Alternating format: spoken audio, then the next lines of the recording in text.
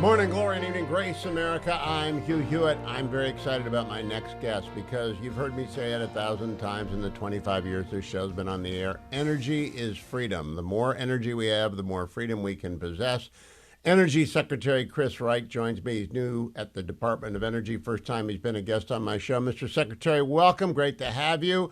What did we win in the one big beautiful bill today in the Senate for the energy business? Simply a tremendous pivot in American energy policy. We've had the wind subsidies began in 1992, 33 years ago. They've been extended 11 times. The solar subsidies are only 20 plus years old, but these have been around a long time. They've cost Americans hundreds of billions of dollars. And what did we get for those wonderful subsidies? We got more expensive electricity and less stable grids. This is the pivot. The president and this one big beautiful bill ends wind and solar subsidies. We're going to save the American taxpayers, the estimated numbers, $500 billion over the next 10 years in reduced subsidies, and get lower cost electricity and less pressure on the stability of our electricity grids. There's many other beautiful things in this bill, but it is truly a pivot in American energy policy.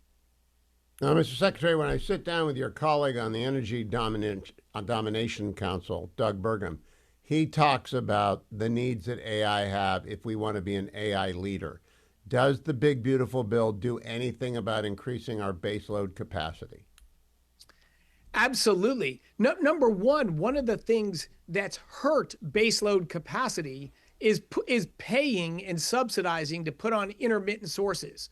You know, when the sun's out, the base capacity's got to turn down. When the sun goes behind a cloud, it's got to turn back up. It's got to turn down again. So the more intermittent sources you have on your grid, the harder it is to operate the whole grid and the harder it is to run baseload power. If you remove those subsidies, what's going to get built going forward now is going to be reliable, dispatchable power. The fastest growing source of energy in the world and the biggest source of electricity in the United States by far is natural gas.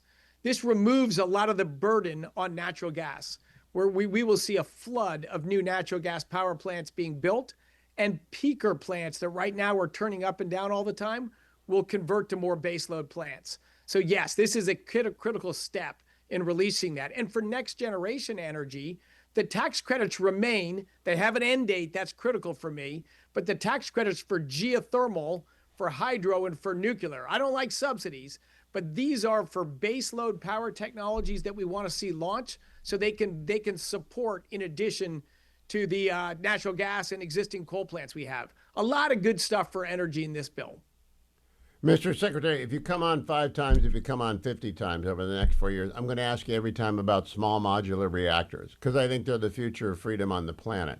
How does the bill either advance or say nothing about SMRs?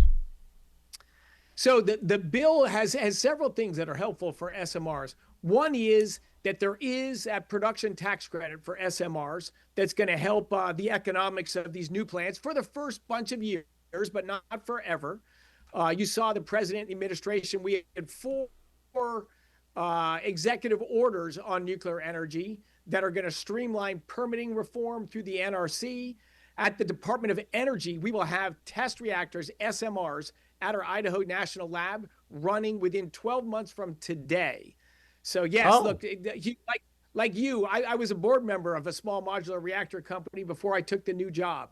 So I'm all in on nuclear, both large scale nuclear and SMRs. And there's a lot of exciting stuff going on there. We're going to see shovels in the fabulous. ground. Now, Mr. Secretary, a lot of people don't know this. Department of Energy actually runs the national labs you just referenced, and you take care of our nuclear stockpile.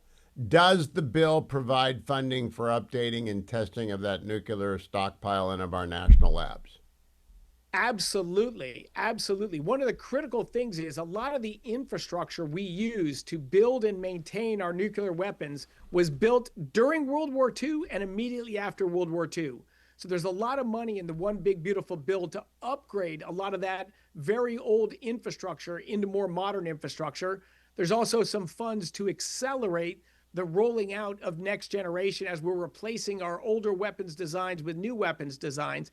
And there's money in the one big beautiful bill for driving an effort that I'm a big champion of for using AI for national security. We hear about AI for business and consumers, and a separate bucket, AI for science, for advancing science so we can advance drug discovery, we can harness fusion energy, and we can drive science faster in the United States. These extra special AI buckets sounds like I'm a big government liberal. Total expenditure at the Department of Energy will be down meaningfully. We're just getting rid of expenditure on the less productive, the political nonsense, and more spending on hard science, more spending on modernizing our nuclear weapons and keeping our stockpile safe. But our overall budget's down. If you're just tuning in, I'm talking with our Secretary of Energy, Chris Wright. He's an MIT guy, but he talks for the Steelers people. He makes it very, very understandable for the Steelers people out there. Mr. Secretary, pipelines, permitting for them has been nightmarish over the last 10 years. Is there anything in the big, beautiful bill, anything that you can do to advance pipeline construction in America?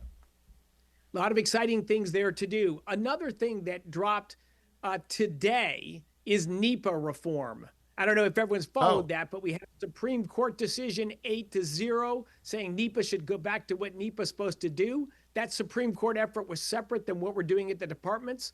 But we released today the Department of Energy's revised NEPA guidelines. And they're not a multi-year torture test now. They're in line with what NEPA was intended to do. Big picture environmental checks, but they're about environment and checking things. They're not about bureaucracy and stopping things from happening. This NEPA reform is a big deal for building pipelines. We've also gone back to regular lease sales on federal lands. The elevated royalty rates paid from the Biden administration, they jammed through in the IRA, which was just to make it less attractive to drill for oil and gas.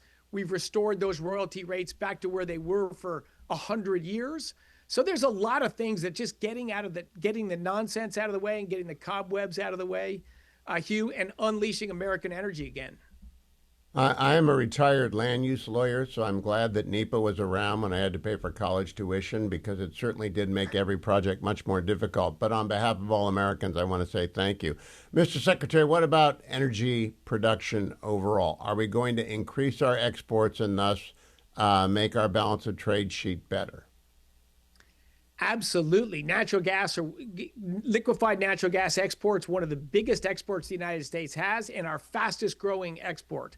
Since President Trump came into office, we at the Department of Energy have approved 100 million tons per annum. If you're in the gas world, that's about 14 BCF a day of additional gas export terminals.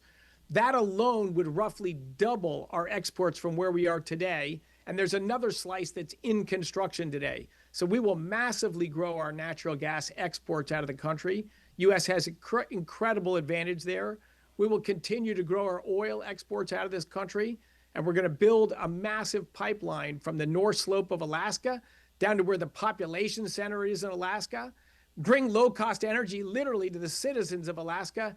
And I think you'll see a very large liquefied natural gas export terminal in Alaska, very geographically desirable for Japan, for Korea, for Taiwan, and great American allies on the Asian rim there. Last question, Mr. Secretary. California announced plans to either shut down one and possibly two of their refineries. Do we have refining capacity in the United States? Are you working on this issue set as well? We are as well. Part of that is just being more reasonable regulation for our existing refineries, which have plenty of projects to upgrade their throughput. And we're also in discussion with a group right now that for the first time has got a permit to build a new refinery in the United States. If built, it would be in South Texas. It would be the first new refinery built in America in 50 years. But common sense, when you bring common sense back to government, a lot of capital flows, a lot of things get built, a lot of jobs and opportunity for Americans, and stop the upward price pressure. Why is that? We've only got a minute, but why have we not built a refinery in 50 years? Our environmental regulations, and NEPA was one of them, became so hard to permit anything. If you already had an existing refinery, they'd layer pieces of regulations on. But to get a refinery permitted in the United States, extremely difficult. So no one tried for a few decades. We've gone to a different crude source. We produce a lower viscosity, higher quality, so-called light sweet crude these days. And we export a lot of it because we built our refineries for a different crude grade. Now, look, we have a great refining infrastructure, still the best and biggest in the world, but China's catching up there. And I'd certainly love to see another refinery built in the United States. Bravo to that. Energy Secretary Chris Wright, thank you for joining me. Keep coming back, updating us all the time on small modular reactors, on natural gas exports, on everything you're doing, all of the above. Great start for Trump term 2 over at DOE. Thank you, Secretary Wright. Don't go anywhere, America. I'm coming right back on the Hugh Hewitt Show. The Hugh Hewitt Show is now available on TV. Go to SalemNewsChannel.com or download the app. You can also watch on Roku and Fire Stick. Salem News Channel, the antidote to the mainstream media.